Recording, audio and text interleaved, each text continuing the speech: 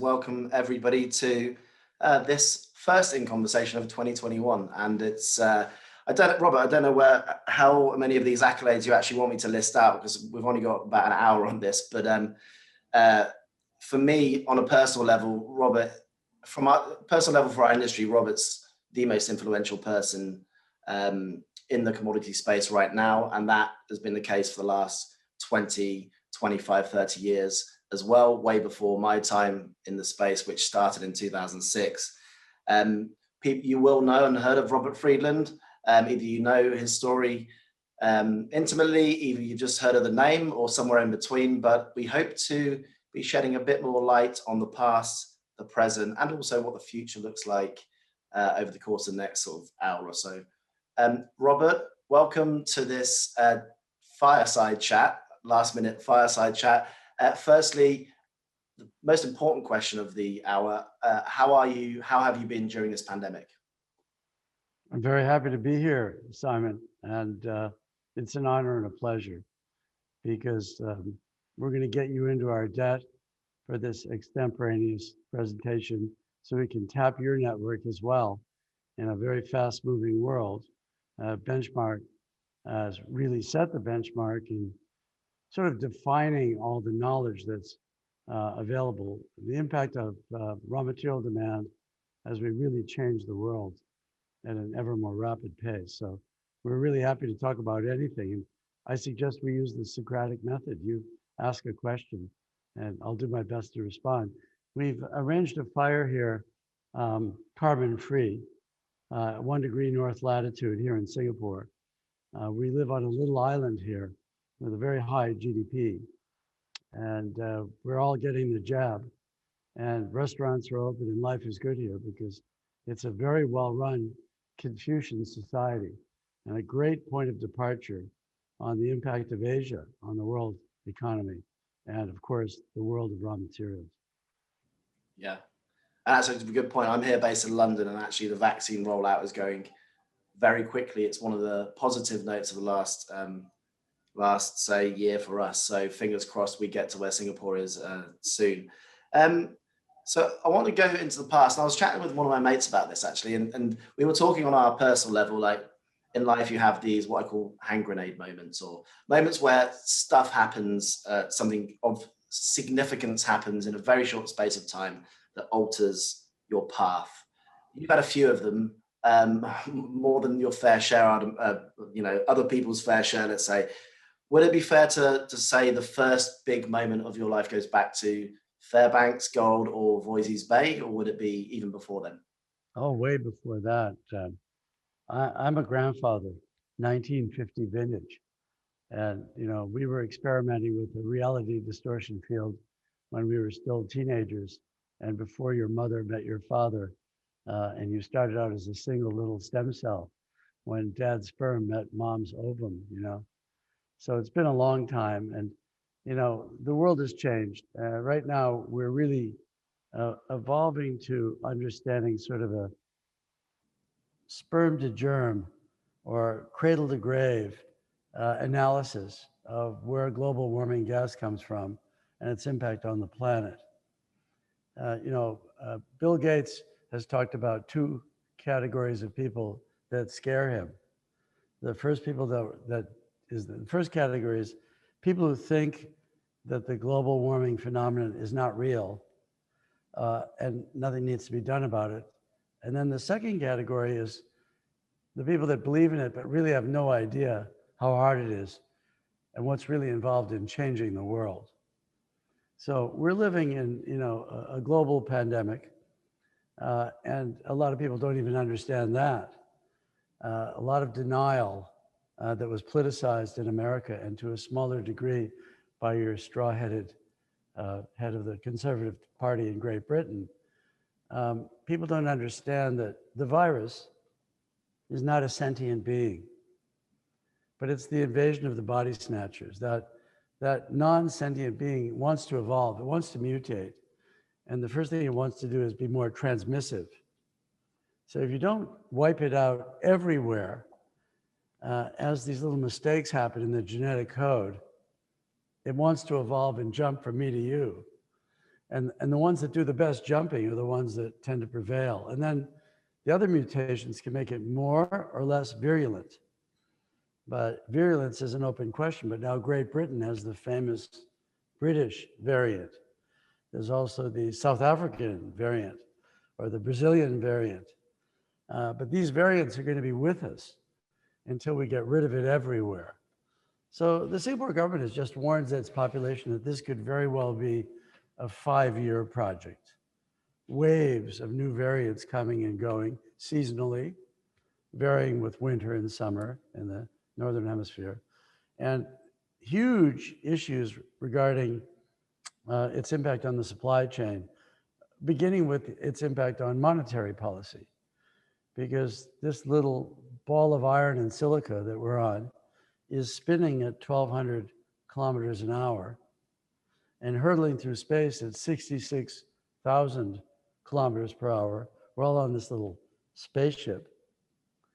But since this spaceship was formed, money has never been as cheap as it is right now. In 5.8 billion years, we've never seen the long German Bund at minus 0.5 of 1% interest rate. Negative cost money in 30% of the world. So we're all living indoors. We're all living with this virus, and it gives people time to think about their lives. Instead of their old humdrum routine, people are thinking, well, where am I going to go? What's on my bucket list? When I finally get the job and I can travel.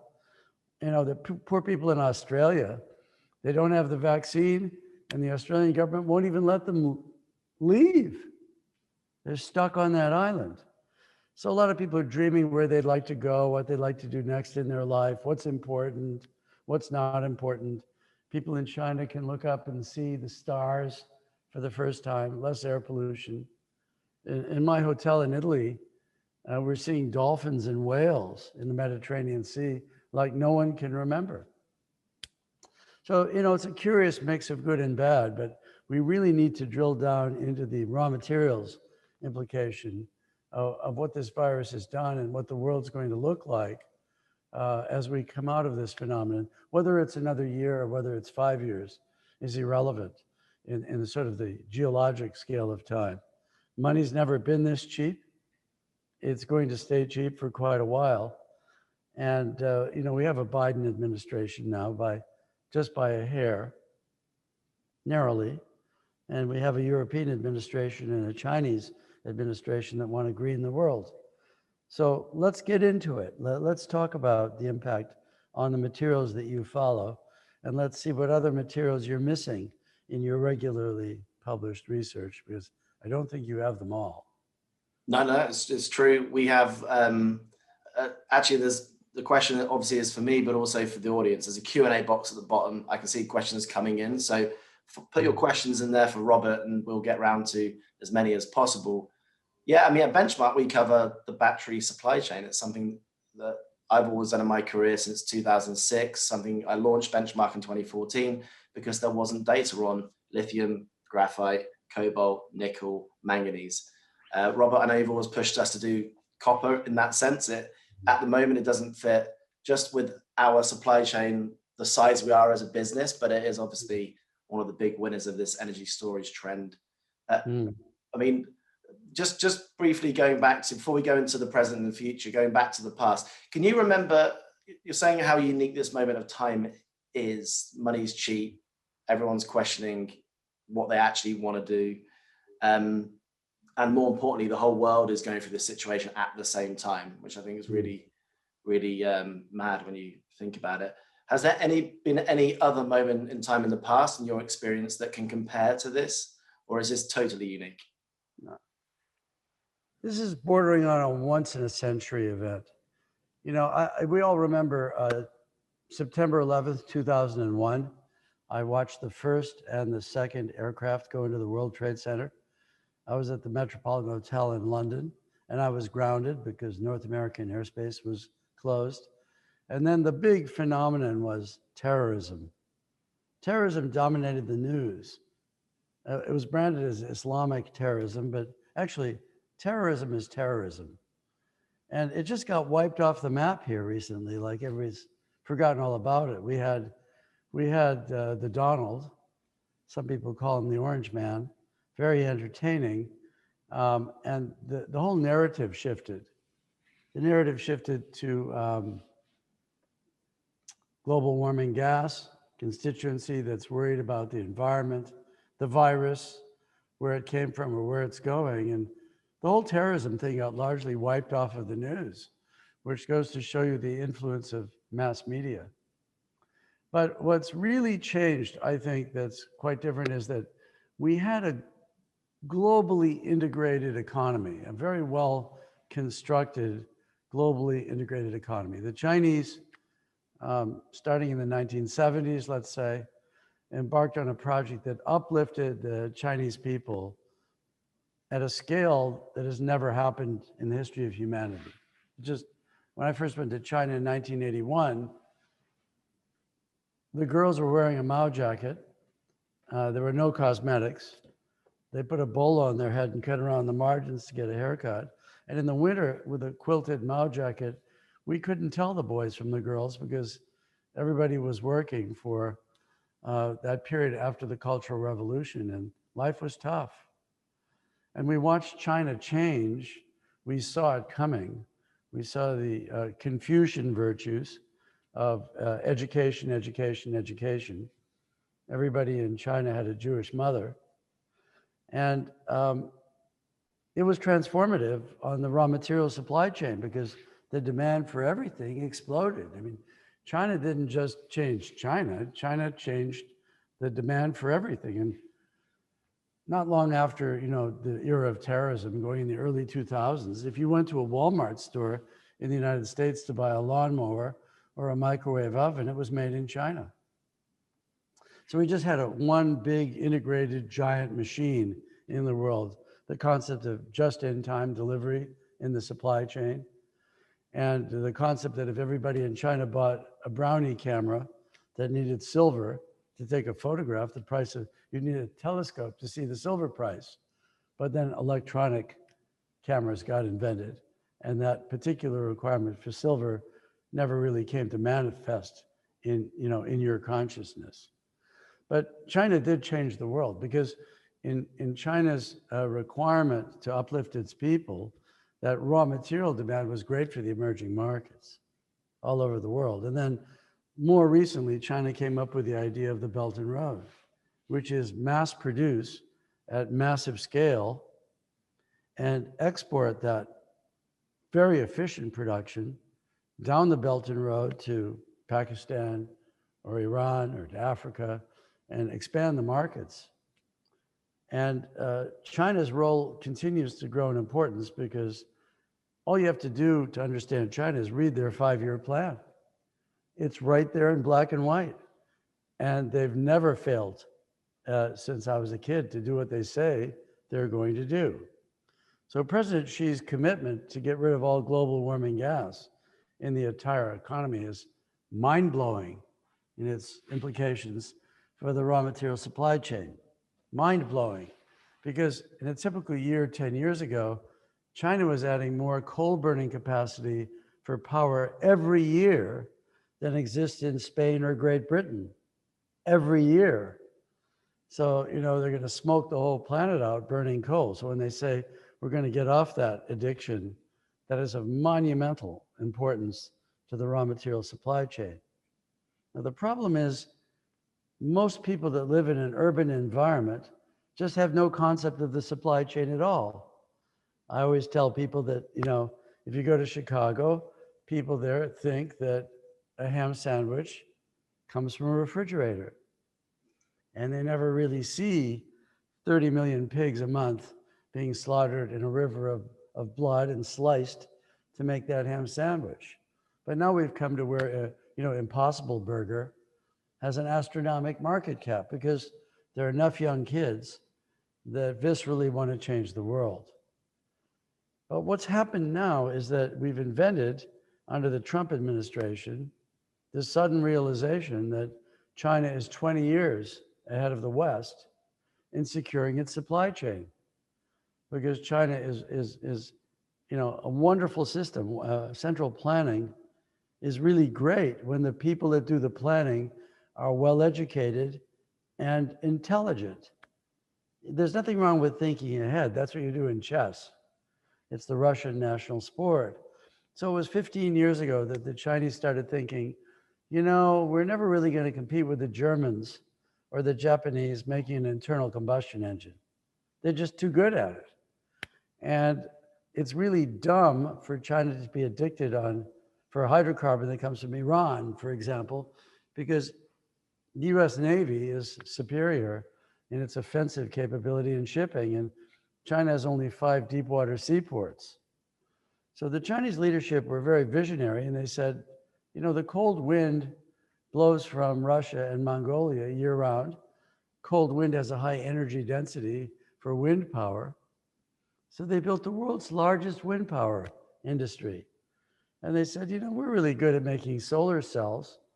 And they made them at such a massive scale that it's cheaper to generate power with Chinese solar cells than anything. There's a problem that the wind doesn't blow all the time and the sun doesn't shine all the time. But there are answers coming to that problem that will also have a huge impact on the supply chain. So the Chinese said, well, what uses hydrocarbon is really transportation.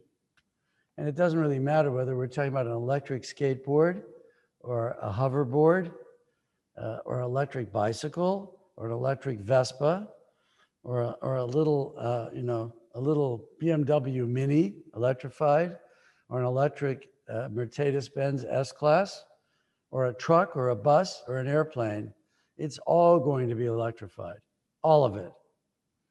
And the Chinese are going to do it even if the rest of the world wants to or can or will not catch up. And actually, they're doing humanity a favor in doing that. Yeah. Because, otherwise, China would be the world's largest contributor to global warming gas. And they're giving a hot foot to the other balkanized, now vertically integrated supply systems, because China is now concerned with securing its own raw material supplies vertically for themselves and for what they export. Because when you export a television set to Pakistan or Uganda, you still need the raw material in that television set. So on that note, are we at the start of a new super cycle? No, we're in a totally different cycle because now the Europeans, they're worried about their own vertical integration of their economy, and they're going super green. And finally, we have a Biden administration, the Democratic Party, that's going super green. And money isn't even printed anymore. It's an electronic entry. It's just an abstraction. Even Donald Trump, the Republican Party, they're printing $2 trillion or so every 60 days. And the current debate is, do we print 1 trillion or 2 trillion this time? And so it's ridiculous. The global rate of monetary creation has made money cheaper than it's ever been. And that's happened before. When we had World War II, money got created. Price of copper went up. And now we have a new war. It's a war on global warming gas. And when you look at the cost of the oceans rising, or you look at the cost of, say, the monsoon failing in India, where 1.3 billion people would have no water. The monsoon gives you that snowpack in the Himalayas. And when that snow melts, you get the Ganges and Yamuna River with water. If we don't have a regular monsoon in India, what are those 1.3 billion people going to do? And what's the cost of fixing that problem? So I think the younger generations around the world see this. There's a lot of questions of equity, but the first thought I want to leave you with is that when you have one supply chain for China, let's say greater China, one supply chain for Europe, let's say greater Europe, one supply chain for the United States, or maybe they'll finally make peace with Canada and Mexico in the United States. And then you have people like the Koreans or the Japanese that are worried about their supply chain. As you balkanize these supply chains, it's wildly inflationary. It's profoundly inflationary because just in time, global economy was rational. But once people start talking about national security and rampant nationalism, and everybody wants their own everything, we don't realize that this is going to drive up the price of things very, very dramatically. And we are in the process of reflating the world economy, even though we've been in this profound deflationary cycle for, say, 30 years. I mean, if you just went long the bond market 30 years ago, it was just a phenomenal idea. Interest rates went from 10 or 12%, or if you go back to Volcker, 21% interest rates in the US, right down to zero. Mm. It was a great idea for 30 or 40 years, but that turning point has happened. Yeah. You know, we're printing so much money, and that money has to be directed to a good. So since a politician is somebody who bribes you with your own money, by definition, they're promising you this, and they're promising you that. You either pay for it overtly or covertly. If you pay for it overtly with taxation, that's painful. You pay for it covertly when they inflate the value of the money. And this is beginning. You know, there's a lot of things that are going up in price. You know, since January 1, the copper price is up. The gold price is actually down. We're seeing some winners and losers. I mean, iron ore has far outperformed gold. Now, how could that happen in the last 12 months? And that is because lithium price up 40% last month. Well, why? Because when governments say they need an excuse to burn your money. And so the best excuse to tax and spend is the environment. It's a green theme. It doesn't matter whether you're in the government of Greece or you're in the government of Norway or the government of Germany or the government of the United States, the government of China, or the whole world is saying, we need to make this massive change after a century of burning hydrocarbon. And, you know, we've just seen the collapse in Exxon's market price. It's right there in front of your eyes. And, you know, you need a telescope to see the price of Tesla now. And that's a fraud unless the electricity that drives those electric cars is revolutionized. Say 50% of America's static electrical load is still coal. Yeah. So a Tesla in America is 50% a coal burning car. Now, I grant you, if you buy that car in Quebec, it's a hydroelectric car. And if you buy that car in France, it's 78% nuclear powered. But the whole generation of electrical energy and the transmission of electrical energy, the final mile to your home or your garage has to be revolutionized. And then there's the cloud, broadband, internet. That's not green. These server farms, you know, they dwarf Walmart stores with copper cables that thick. They have to be air conditioned. And so when you want to draw down the total sum of human knowledge with 5G wireless on your handheld device, that consumes a huge amount of electricity and batteries. Yep. And batteries. Yep. So those batteries you hold in your hand, you know, they're cobalt intensive batteries because cobalt remains the doping factor that prevents dendritic formation. They make batteries inherently safer. And there's a lot of talk about 811 batteries and trying to thrift on cobalt, but we take that with a considerable grain of salt because when you get millions and millions and millions of units of electrical cars out there, and we're trying to increase the energy density of the batteries, this is like trying to make a battery more and more like gasoline. Now, Simon, you and I know that if we have a gallon of gasoline and we toss a match on it, we're toast. You see how much energy is in that gasoline. If we're trying to make these batteries more and more like gasoline, super energy dense, so there's room for your kids in the back seat and your golf clubs in your Porsche. You know, these things get potentially dangerous when they catch on fire. And, you know, if you park an electrical car under a school and the school catches on fire, the manufacturer takes a hit to their brand. And branding is everything in today's world. So the safety of the battery, you know, the temperature at which you get to thermal runaway becomes critically important. And it's like squeezing a balloon.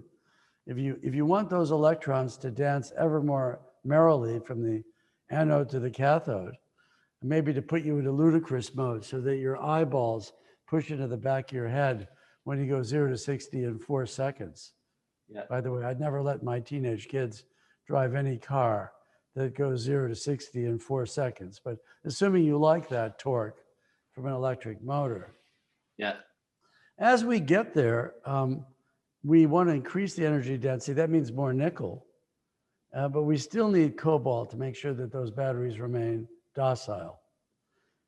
Now, we've recently floated a special purpose acquisition company 2.0, sort of a reinvented spec, with our bankers at Morgan Stanley.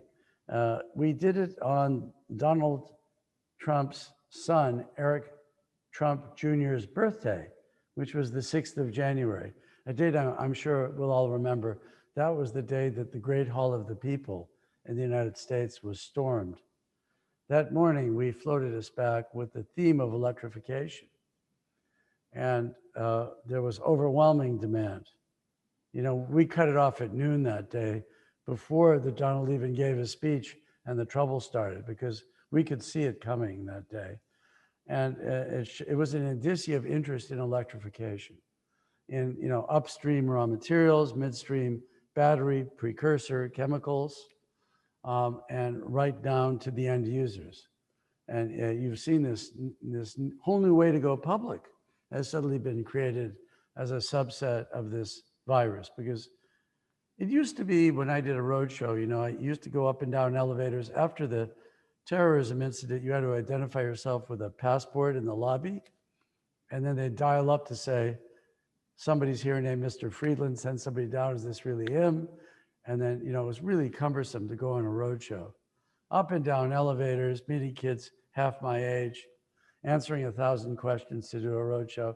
And now roadshows are just speed dating on Zoom, like we're doing now, because the world has to keep turning. And actually, it's more efficient. You're not burning a lot of jet fuel. And it's sort of an advantage to incumbents who have a brand or a name recognition. But the world needs to keep turning. And things are really changing now. The way you finance things, the invention of the SPAC, I think, yeah, $75 billion last year, $150 billion this year. You sort of have deal coaches, and you're seeing that a lot of this money is going to truck companies like Nikola. We could argue whether that truck could only go uphill or downhill.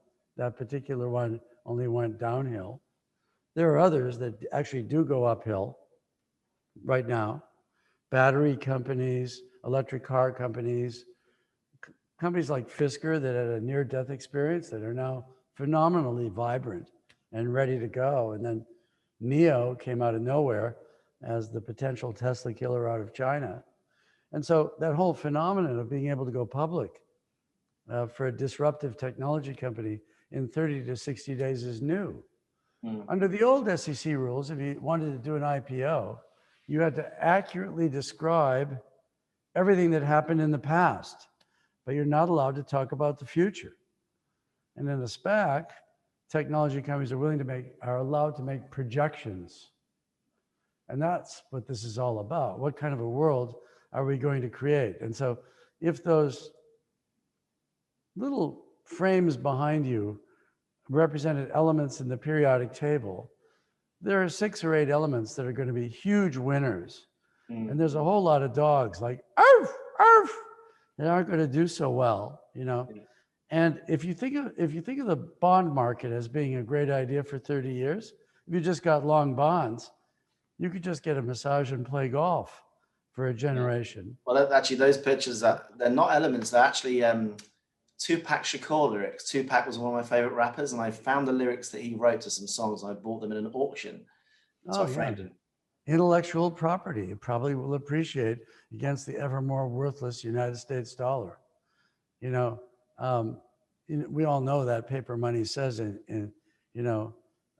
this note is legal tender for all debts, public and private. So the more money you own, the better the joke. If you owe $100 trillion to the world, you just print it. So the money situation, you're saying, firstly, you're saying it's right. It's not a super cycle. It's something completely different. Not a super cycle. let's get rid of that phrase. That's something journalists were chewing on and repeating. Forget We need to that. create a new one. Let's create a new one right now. Yeah. What would we call it? So we are going to survive as a species this particular virus. This is not the big one. The Spanish flu, poor Spanish people, they got a bad rap. It came out of a United States military base in Kansas. Really, that's the scientific fact. And maybe it killed 500 million people. We don't really know. But there's this wonderful piece of journalism that came out in New York that it was really rough. 1918, 1919, 1920, an astronomical number of people died. And they knew that it had something to do with social distancing and wearing a mask. But when you got that virus, you had a 1 in 3 or 1 in 2 chance of dying.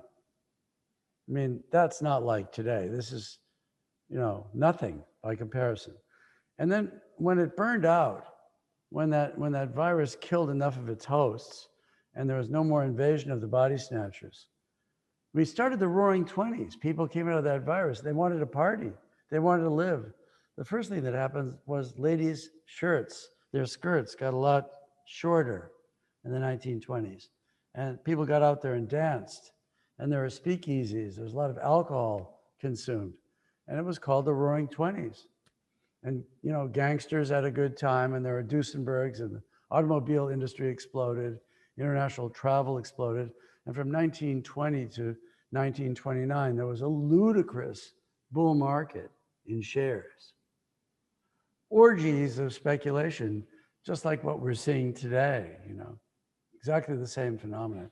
So one would think that it is a viable theory that everybody I know wants to travel. Everybody's got a bucket list.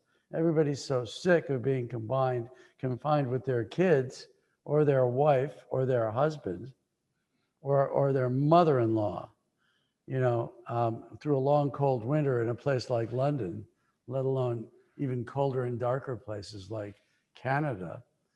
Once the virus is gone, people want to go to Italy. People want to go to Australia. People want to travel. People want to see the world.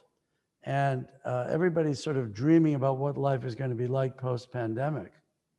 And so this really becomes a once-in-a-century turning point globally. I think it's the first truly global experience in that we really do have to treat this virus with every single person on the planet until we have the equivalent of herd immunity. And it's so unfortunate that it's been politicized because the damn virus is not a sentient being. It is definitely not a Democrat or a Republican or a conservative or a liberal. Yeah. And so we will learn, the hard way what it takes. And some young populations have done very well. You go to the Congo, the median age in the Congo is 18. The median age in Angola is 15.7. So the virus does bounce off of younger people with a very strong immune system. In other words, this is not the one that wipes out humanity. But the median age in Italy is 47. There are a lot of older people in Italy because they eat olive oil and fish, the Mediterranean diet.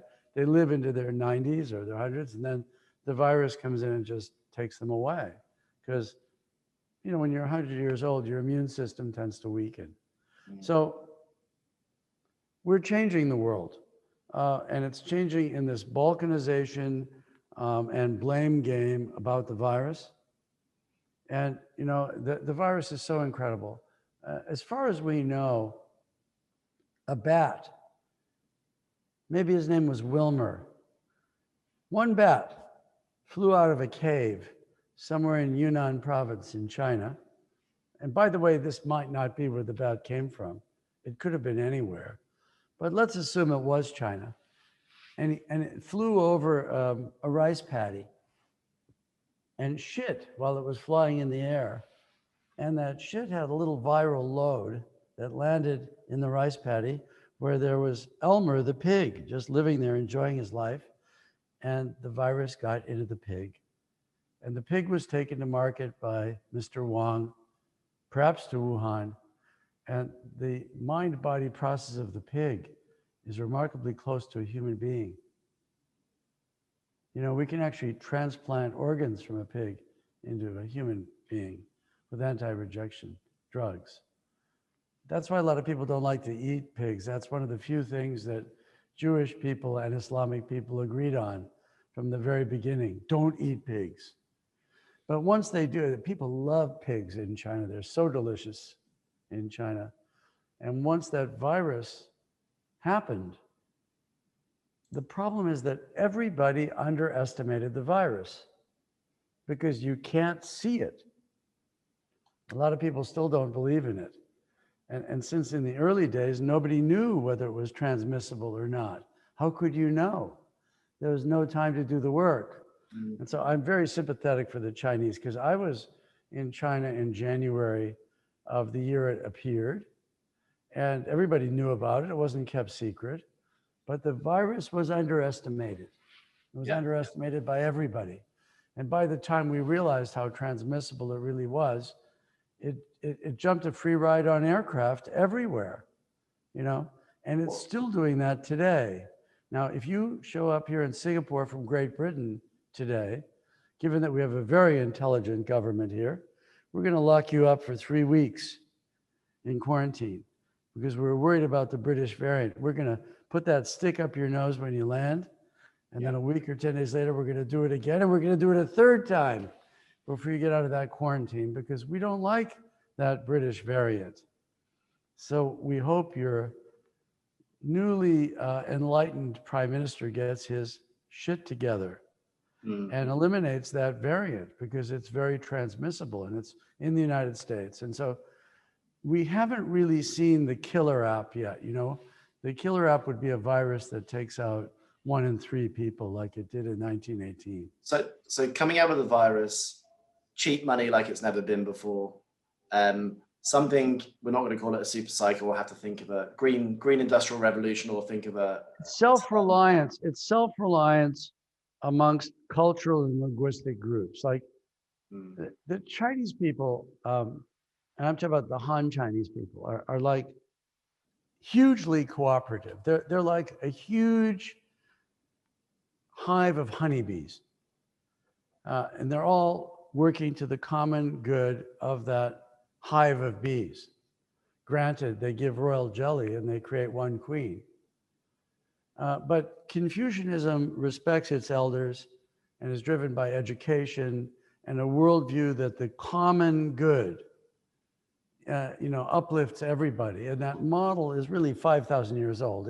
It predates the Chinese Communist Party. And so that model has uplifted the Chinese people. And in the Quran, and the Holy Quran, it is said that the only animal that Allah speaks to directly is the honeybee, because it does make honey. What does a bear like to eat in Alaska? It likes to eat salmon and honey and maybe a few blueberries. And honey is very sweet. It's a product of the hive. Now, what happens if you go hit that hive, if you come from America, and you hit that hive with a stick? Every one of those bees representing the common good is coming after you. So I'm not sure going from a cooperative and mutually beneficial relationship with the Chinese to the demonization of the Chinese is well thought out. I mean, we were demonizing Islamic terrorists just a few years ago, and they seem to have gotten a clean bill of health or a get out of jail card. And, wars get created by the demonization of the other. I've got a lot of Chinese friends that I see as individual human beings, and I admire them and I love them, and I make no excuse for it, because when societies start to demonize each other, things get really freaky really, really fast. Yeah. So right now the Chinese are tired of being demonized. They want to electrify their economy, and that's all to the global good. And it's their right to secure their supply chain. It's only the intelligent thing to do. So if you look at your battery precursor chemicals, of course you have a Beijing eSpring or a CATL. And most of the supply chain goes through China. And now the Americans are waking up and saying, oh my God, these Chinese are 20 years ahead of us. And they see that as some kind of a conspiracy, but it was just hidden in plain sight. What are your big winners then? Big raw materials, copper, nickel are big winners. We're familiar with that. But what are your thoughts on one of the questions down here? Your thoughts on lithium? The big winners. Well, first of all, aluminum is a big winner because aluminum competes with steel. And so you're going to have higher and higher quality steel to make it lighter, because steel is forced to compete with aluminum, and they both compete with carbon fiber. You want to make the body of a car. The problem with carbon fiber is it shatters on impact, and it's expensive to fix. The beautiful thing about aluminum is it's very easily recycled, and it's electricity in solid form. So if you make green aluminum with, say, geothermal energy, that's a wonderful material to recycle the car. So I would put aluminum up there as a winner. It's involved in electrification and lightweighting. We're going to lightweight everything. Again, whether it's a skateboard or a bicycle or electric bike or a Vespa or a car or a truck, it's going to be lightweighted, or a train. So let's not forget aluminum, huh? And then there's copper, because obviously copper is the thinking person's winner. We used 620 million tons of copper in the last 100 years in the global economy, according to BHP's best estimate. And we will use 620 million additional tons in the next 15 years. So we'll consume as much copper in the next 15 years as we did in modern history since Thomas Alva Edison invented the first direct current light bulb. So we just don't understand where all that copper is going to come from. You're going to have to open up new geopolitical terrains, and the Democratic Republic of the Congo was the largest producer of copper on this planet until the 1970s. And its endowment is unparalleled. It's the best, So conventional wisdom is always wrong. As you know, financial markets always conspire to fool the largest number of participants. Just take a look at Robinhood lately. So it's very clear that the best place to go mining copper in the world is in the Congo. Why? I gave this speech in London 3 or 4 years ago, and the Mining Journal made a controversy out of it.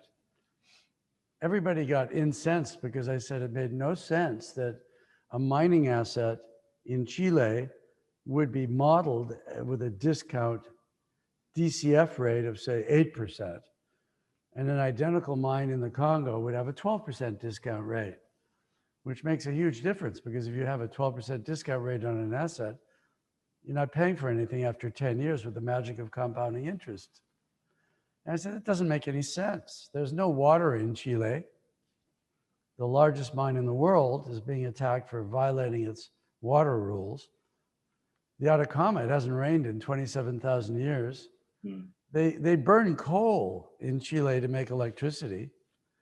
That's not going to be viable. And now the government's demanding that you use seawater in the mines. And the desalinization of that seawater is wildly energy intensive. And then you got to pump that water uphill to 10 or 11 or 12,000 feet elevation.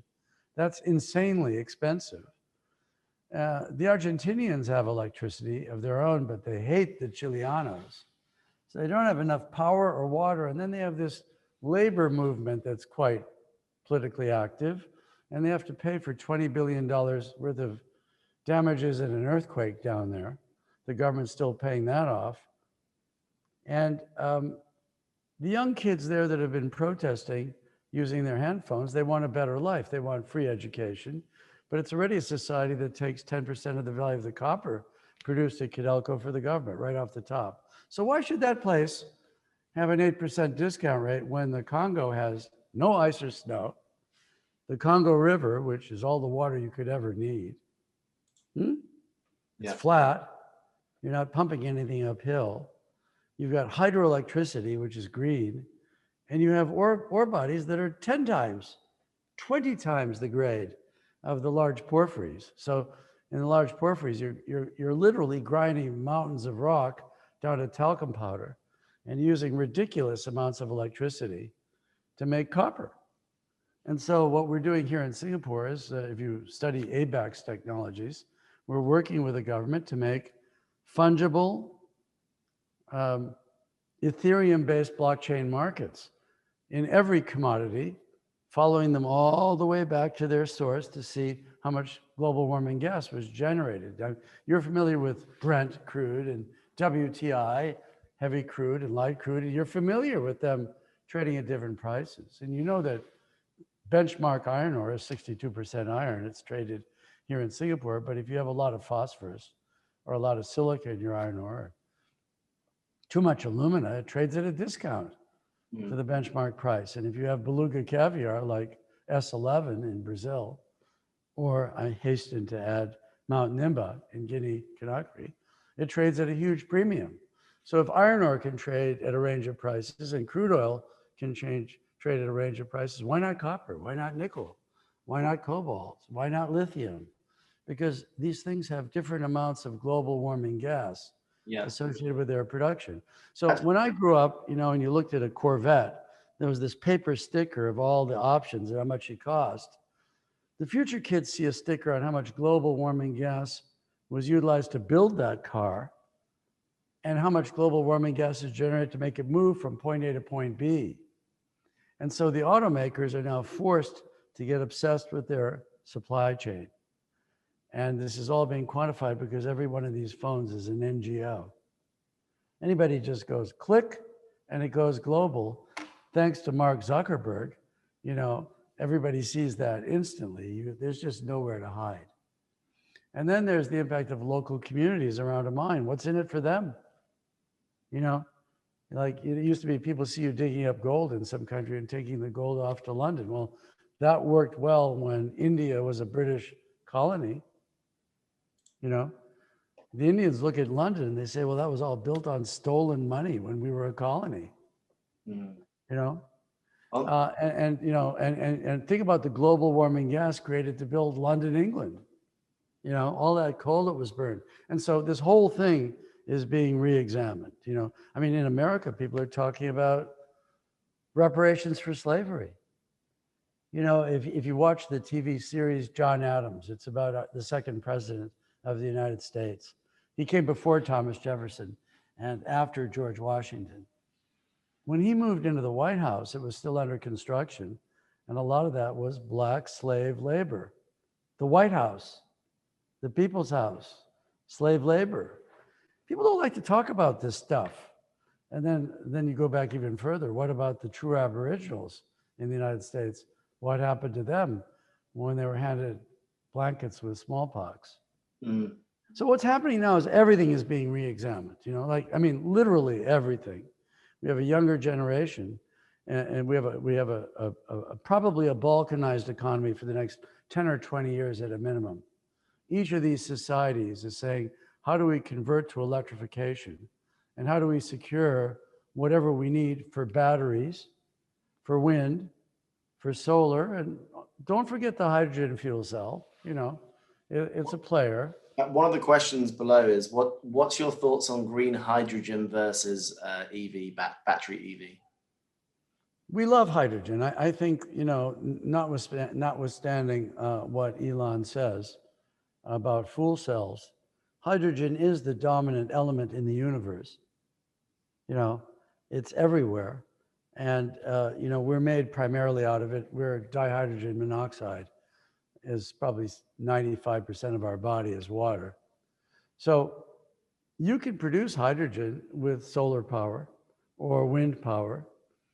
And there's a lot of hydroelectric capacity in the world, or you could use a nuclear power plant or a nuclear fusion to make the hydrogen. The beauty of that is that you store it at high energy density. You could have a windmill, and that steel column that holds up the windmill can be pressurized at 900 PSI with hydrogen. Then you zap it into a tank, and all you get is water.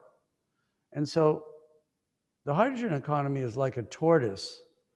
You know, it's always been projected to be great 10 years from now, sort of for the next 30 years. But Brazil's the same way. Everybody says Brazil's going to be great in 10 years, and it's never gotten there. Yeah. But this is the break. This is the break where the hydrogen economy is coming on, that, you know, you do have the potential to make green hydrogen.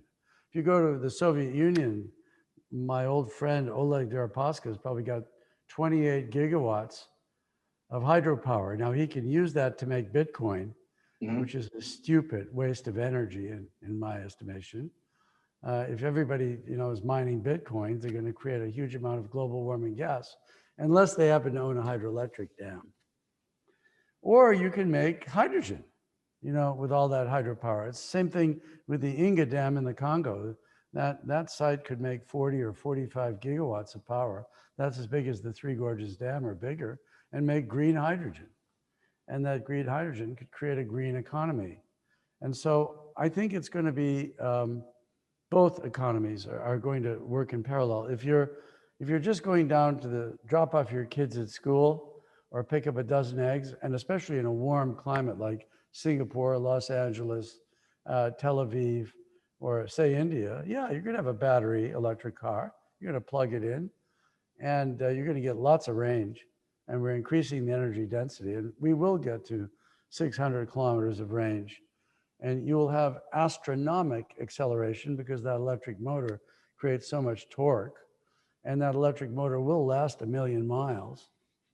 It'll be easy to recycle the car. And yes, we will get to $100 a kilowatt hour for storage of electrical energy in batteries.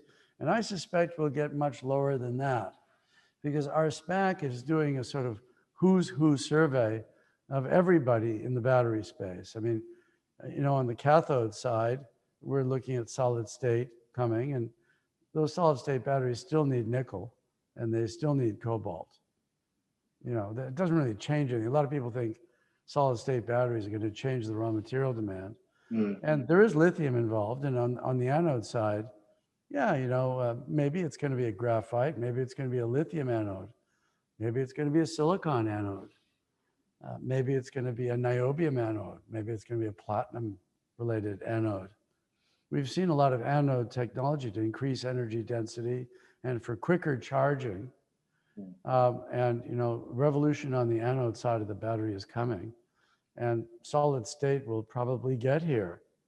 But then I think there are even more disruptive technologies, and there's still room for, non-nickel bearing chemistries will also improve.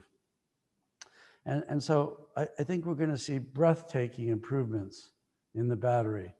And the battery is the car. I mean, everything else is super dumb. The wheels and the frame and the roof, and that's just window dressing. Yeah. It's really... just on benchmark, the battery industry, benchmark's been around since the 1st of January 2015. And the battery industry has grown 4x in that time. And that's just the start. That's just scratching the surface. That is even the beginning of the start, or the start of the beginning. This people don't understand that you stop burning hydrocarbon. Demand for these metals is going to be like trying to get the contents of the Hoover Dam through a garden hose. I've had the pleasure of speaking to a tier 1 German automobile manufacturer's board of supervisors. And a lot of their consultants just don't get it. Yeah. They just don't understand. Like, what happens is they said, oh, well, we can call up Samsung, we can call up Panasonic, we can call Lucky Gold Star, and they've assured us that they're happy to sell us the batteries. Well, what do you expect a battery manufacturer to say to a major automaker other than, yeah, we'll be happy to sell you the batteries? And then as soon as they hang up the phone, those battery manufacturers call us and say, hey, can you get us the nickel? Where's the nickel going to come from? And we go back to the car manufacturers and say, boys, this is going to be like musical chairs. There's going to be 12 chairs going around and only enough nickel for 6 of those chairs. So if you don't secure your supply chain, you're not going to have a chair when the music stops. And one of the questions is, what are your thoughts on HPAL nickel in Indonesia? It's hopeless. There's zero chance that that's going to succeed, because first of all, you're destroying vast amounts of tropical jungle. And you have to justify that to the end user in Los Angeles who, watches Apple TV and HBO and realizes you're destroying that forest. Secondly, they were going to put those tailings in the ocean, but that's been banned. And then when you have ferronickel, converting that ferronickel into nickel sulfate and cobalt sulfate, the physics just doesn't work. The amount of energy required to get there from here makes it completely non-viable. It's a ludicrous fiction guaranteed to absolutely fail. Never mind that I have friends that live in Indonesia. What they've been doing is scooping up this sand, this red earth, and shipping it off to China merrily. And you know, making ferronickel is easy. No problem. I mean, let's put this in perspective, ladies and gentlemen. You know, the biggest fungible market is crude oil. And very closely behind that is LNG coming on. LNG will probably be the biggest fungible market, competing with crude oil imminently. And then we get natural gas. And then we get iron. Iron is a 1.5 billion ton a year market. And then we come screaming down to, let's ignore aluminum, get down to copper. It's a 20 million ton a year market. We get down to the nickel, it's a 2 million ton a year market. I mean, compared to 1.5 billion tons in iron, and 1 million tons is ferronickel. You know, we need stainless steel. You know, you go to China, you got to make your airport with stainless steel, or 1 billion people going to that airport every year, they destroy it. So now we're down to 1 million tons of class 1 nickel, sulfide nickel, with which the basic thermodynamics enables you to make sulfide nickel for a battery. And then you look at the scale of how many electric cars we intend to make, and you ask backwards calculate. You don't have to be a genius to see that this is going to be like trying to get the contents of a Hoover Dam through a garden hose. But the path to hell is paved by consultants that know absolutely nothing. And what they don't know is they build all these elegant models on a spreadsheet, but they've never really been in the mining business. They don't understand what it takes to get the social license to mine in a society, which can take 10 or 15 years, where Aboriginal people deserve their share, local governments deserve their share. And now you have to worry about where does the water come from, or how many young women do you employ, or how many young men do you employ? How do you educate a local workforce? You know, there was a time when the Chinese used to send 10,000 Chinese to Africa to go do the mining. And the local black people said, wait a minute, now those jobs are for us. And the Chinese have been on a rapid, you know, learning curve, and now they do a great job of it. They hire local people, and the way things get done has evolved. But So what's your thought then of the auto companies and their approach to this situation? Well, so the auto companies, you know, we're talking to all of them. We have great relations with the auto companies. There's so much fun to talk to. Ed Wellburn is on the board of our SPAC. Ed was head of design at a small car company called General Motors. And, you know, Mary Barra is building a huge gigafactory. I think it's in Ohio, right? Yeah. And she's going to have to figure out where she's going to get the nickel to make those batteries, because everybody can throw up a big building and say, here's my gigafactory. And in fact, that makes sense, because how do you ship super tankers full of batteries from, say, Asia to Europe? Because if those batteries catch on fire, they'll burn a hole in the bottom of the ship. It'll go to the bottom of the sea. Yeah. And who's going to ensure that? As you increase the energy density of these batteries, I mean, a battery that big could bring down a 747, remember? And it's registered as a hazardous good as well. So you know, you get shiploads of batteries. It means that everybody needs their own gigafactory. The Koreans need their own gigafactories. The Japanese need their own gigafactories. You know, the Europeans need their own gigafactories. Great Britain needs its own gigafactories. America needs their own gigafactory. So everybody puts these big buildings up and they say, I've got a gigafactory. No, they don't. They've got a giga-building. But they don't have the raw material to build those batteries. And recently, Elon said, well, we're not going to build those electric trucks anytime soon because we don't have the nickel. And that came after his plea, please go mine me some clean nickel. Well, that qualifier, clean, that just killed that nickel laterite in Indonesia, dead. That put a bullet right between its eyes. So, you know, traders are feeding you a lot of ludicrous misinformation. You have to take class 1 nickel away from the stainless steel market. And we're only down to 1 million tons. We need 2 million tons, 3 million tons, 4 million tons, because you want this energy dense battery.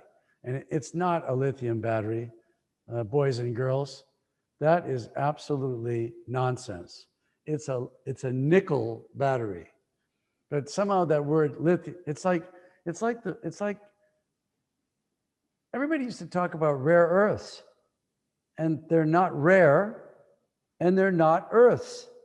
But every time I've read the Financial Times of London, they're talking about rare earths. They have no idea how common most of these rare earths are in the crust of the earth. And lithium is not rare. I mean, lithium is everywhere, everywhere. It's not rare. And we don't make batteries out of lithium anyway. Maybe 5% of the raw material cost of that battery is lithium. It's the nickel you have to worry about. It's the cobalt you have to worry about. Now, we may have new chemistries. We may get rid of nickel entirely. That's the nature of disruption. And those are the kinds of companies we're looking at right now for our SPAC.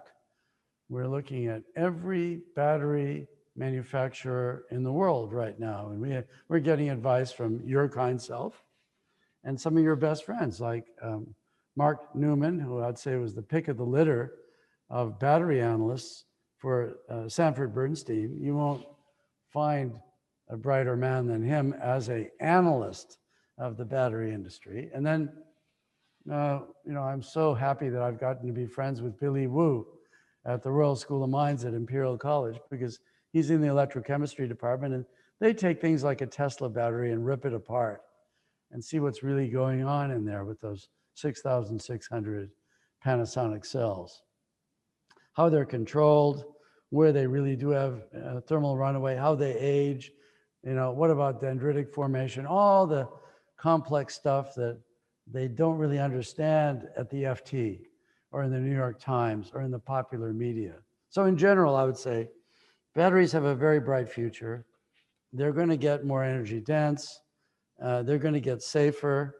The cost of storing energy is going to drop at scale, but it's going to put tremendous pressure on certain metals and an incredible ESG scrutiny of how those metals are mined. Like, think about how much criticism the oil and gas industry came under. Like, Joe Biden just killed a major pipeline from Canada into the United States on ESG grounds, right?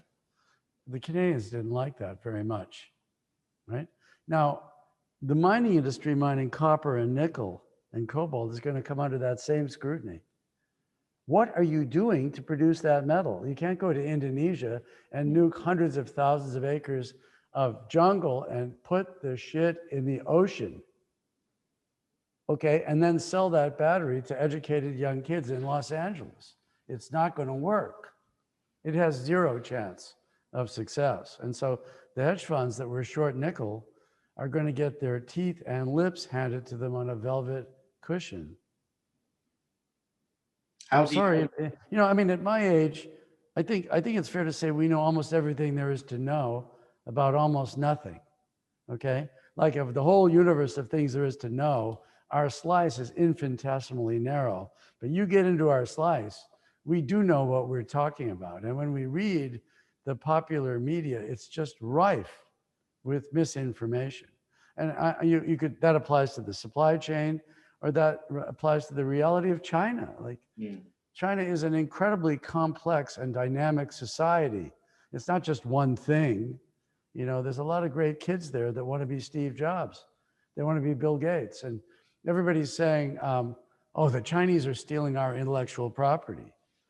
Well, hold it, boys. Like, who invented noodles, pasta, government, bureaucracy, fireworks, government? So I think, patents only have a life of 17 years. It's not really worth it going to nuclear war over intellectual property. Who invented the wheel? So I think we should just make a deal, like, if you steal our intellectual property, we'll steal yours. China is going to be producing more PhDs in any engineering discipline than the rest of the world combined. So they have the biggest interest of all in defending their intellectual property. So, so do we really want a war over that particular issue or competition? Like, I think it should be like the Harvard-Yale football teams. They bash into each other and they break a lot of shins and get concussions, but they play a tough game according to a set of rules. But I'm really quite opposed, as a grandfather, driving this into some kind of a war. Okay, war with a capital W. That will really upset your models. It doesn't really matter what you say as a consultant. War will really throw those models out of whack. Yeah, our models are very flexible and full, modern and fresh. Well, so, when you talk about war, the price of copper in World War I had the greatest spike in the history of humanity. That William Randolph Hearst was mining copper in Butte, Montana, and he got ridiculously rich and developed a publishing empire. And then his granddaughter, what was it, Patty Hearst, she joined a left-wing terrorist organization because she was a Lucky Sperm Club member. But it's very clear to me that the likeliest outcome is cheap money, balkanization of the world economy, greening of the world economy will make the kind of data you sell incomprehensibly valuable. Yeah. And since you're going to learn more and more about less and less, the information you have is starting a very important bull market, because eventually generalist investors are going to have to, kind of grok what you're talking about. And right now they really haven't got a clue. It's all a caricature. Question has popped up here. Interesting, actually. What's your thoughts on ocean mining of nodules, those rich nodules at the bottom of the sea, for the future? Don't hold your breath. Don't hold your breath. So the Clipperton Zone has all these nodules, and they've been adequately promoted. But apart from the fact that there are some winners and some losers, large parts of that ocean have been staked by China, for example, and other nations. But the law of the sea is not really well sorted, and this is like Brazil. It's always going to be another 5 years before it's fully permitted. And those nodules are harder than the knobs of hell. There are metallurgical issues with recovering them and then getting to battery grade material. So it may happen someday, but not anytime soon. Not anytime soon. I've looked at this from all sides because I've drank the Kool-Aid and looked at it carefully. What you have in the internet is that, the international control of that zone is one thing. There are other countries, island nations in the Pacific that might be able to do something, like Papua New Guinea in their own territory, or Vanuatu, where there's a better prospect of finding some cobalt or some nickel. But it's going to be tough. It's when you're trying to sell that car and convince people that it's truly green mining where there's in the ocean. It's just emotionally, potentially quite difficult. Okay. And there was also the idea of mining asteroids. That was quite well promoted, and some money was raised, and some stupid ideas like the popular press that some asteroid had several $1 trillion worth of metal, not understanding the fundamentals of a market. If you really had that much platinum, the price of platinum would go to nothing.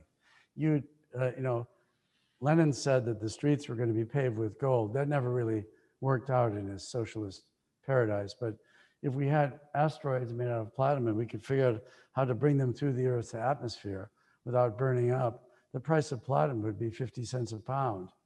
And we could pave the streets with platinum. But that's not going to happen anytime soon. How much hydrocarbon you have to burn to get those rockets up there? How are you going to get that metal down here to Earth? But at the Colorado School of Mines, there are two very popular bumper stickers. My son and my brother went to the Colorado School of Mines. One bumper sticker says, "Earth first. Earth first. We'll mine the other planets later." And the other one says, "Stop mining. Let the bastards freeze in the dark." And you see that on a bumper sticker in Colorado because kids that go to the Colorado School of Mines understand the supply chain. And a lot of Trump voters, real Americans, understand the supply chain because they're ranchers, They're loggers, they're miners, they're salt of the earth, people that touch the earth and realize that everything comes from somewhere, like your hamburger, your meal, what you eat, what you grow, you know. Whereas people in an urban environment, they do something astral, like they trade futures or something, and they think that ham sandwich comes from a refrigerator. And so the urban population doesn't really understand where stuff comes from. Mm. A classic example is that young lady who used to be a barista, and she's in Congress, and she wants to convert the entire American economy to being green in 10 years at the cost of, say, $100 trillion. She doesn't understand what it takes to build a mine. You know, so we're just sending out a little video. What does the world look like without metals? And it beautifully shows us going back to the Stone Age.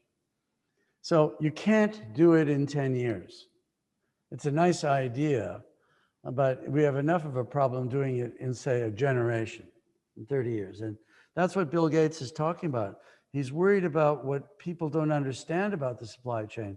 You know, they're trying to knock the cover off the ball with disruptive breakthrough technologies, and they will come, but it'll take an enormous international effort to stop burning hydrocarbon and coal in the next 30 years. And I think it's going to happen. Final question down here. Battery recycling. What's your thoughts?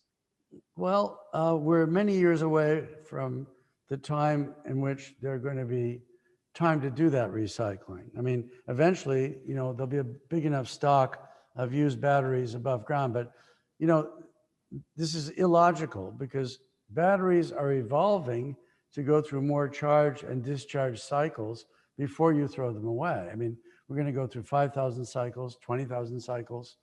The battery, as they improve, there's a longer period of time before you even want to recycle them. And there isn't enough lithium to matter. You know, recycling the lithium doesn't make any sense. It's just, there isn't much lithium in that battery, and there is a cost to recycling. The nickel will be worth recycling. The cobalt will be worth recycling if those metals are in those batteries. And the best way to recycle those batteries is just if you have a big pressure vat oxidation plant operating at very high temperature and pressure, throw those used batteries back in there and recycle the metal. And at grid scale vanadium redox flow batteries, you can use the vanadium forever. So chemistries will evolve where the metals are usable forever. And just like you can lease gold, you should be able to lease these metals. And then, so financial engineering should improve the ability for people to afford the battery. In other words, you buy the car, but you lease the battery. Mm. And you take the battery out of the car, that's maybe a quarter of the cost is out of the car, a third of the cost. So you can lease that battery and just buy the car. And that battery can be recycled in time. But I think we don't need massive recycling of lithium-ion batteries for another 10 years or so, and probably even longer. So it'll come in time, but first we've got to make the batteries and use them up before we recycle them. So I think right now our short-term worry is, where's all this metal going to come from, and be mined in a conscious way that gets a social license, that is a more conscious way to mine this metal, and a more conscious supply chain. And so the miners are going to have to work very closely with the automakers. And that gets me to your question. The automakers don't want to be miners because Vale today just agreed to a $7 billion settlement on the failure of just one tailings dam. One tailings dam. And if you look at the mining industry globally, the incumbents have a legacy of hundreds of tailings dams. Vale, Rio Tinto, BHP, Anglo, they don't advertise it, but they've been mining for 100 years. So there's all those old tailings dams to worry about, guaranteeing their integrity and perpetuity. Going forward, these tailings dams are going to have to be very safe. You know, and so why would an automaker want to own a tailings dam? Let's say you're Porsche, you're Ferrari, and your tailings dam fails. That's horrible for your brand. So I think the last thing in the world the miners want to do, you know, is to become automakers. And I don't think the automakers are going to become miners, but I do think streaming is the answer. The streaming companies have revolutionized finance. They have very low cost of capital. They've built phenomenally great businesses. Pierre Lassonde was the first visionary, to build a great streaming company with Seymour Schulich. Incredible guys. They came out of Canada, by the way.